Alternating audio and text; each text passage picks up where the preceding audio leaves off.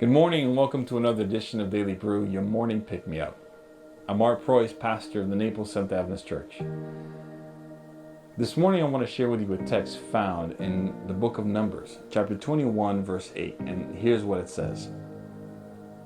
Then the Lord said to Moses, "Make a fiery serpent and set it on a pole, and it shall be that everyone who is bitten, when he looks at it, shall live." This story is very intriguing to me. One, because I like snakes. No, I would never have a snake as a pet, but I think snakes are an interesting animal. But Moses is instructed by God to make a replica of the type of snake that was biting the people because the people were complaining so much that Moses had had enough of it, and God about had enough of it, and he sends these snakes to try to teach these people a lesson. Sounds like an angry and mean God, right? But yet God is also the one who originates the healing for the individuals by instructing Moses to replicate the type of snake that was biting them in bronze and set it on a pole. See, back then it was common practice at that culture, or even in the pagan customs as well, that they would associate a magical healing with a sculpture or a statue.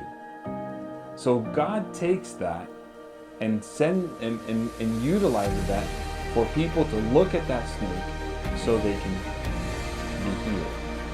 It's not the first time that God takes something that is local or that the locals would use to designate deity, and he puts it onto himself. There are many things that, as we go about our day, that we will have to determine and judge if it's good or if it's bad.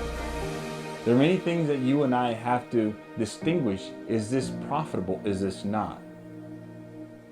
There are many things that we look at that we can complain about or we can give thanks about.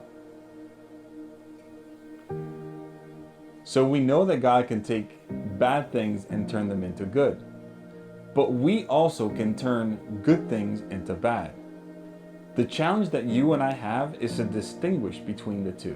To distinguish how far is too far that we turn something that's good evil, or how far do we take something that's totally bad and we turn it for good. I am so grateful that God is the one who can turn something bad into good. And I pray that as you and I go through about our day, we can pray for wisdom for God to help us differentiate exactly between those two things, that which is bad and that which is good. And I pray that you and I, through God's leading, can turn the bad into good. May God bless you.